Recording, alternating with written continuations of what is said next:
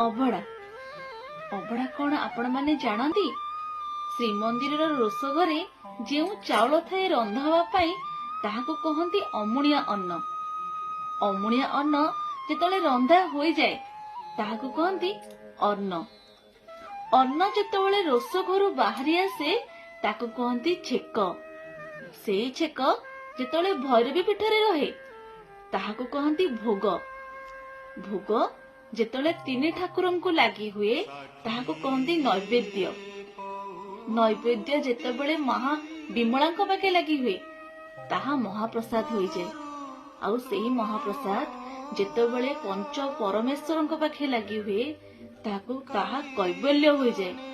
आउ कैवल्य को जेतेबेले भक्त माने ग्रहण करती खाद्य रूप में खाई थांती ताहा अभड़ा हो जाए। अभड़ार प्रत्येक सुखिला अंश को आमे कहू निर्माल्य। यह ही हेउची आम जगन्नाथ संस्कृतिर विचित्रता। आपण माने अभड़ा कौन जानिथिबे बोली मोर आशा। जदि भी किए जानी नाहंती तांको ये भिडियोटी शेयर करिवे और आम जगन्नाथ संस्कृतिर प्रचार प्रसार करिया को भूलिबे नाही। जय जगन्नाथ।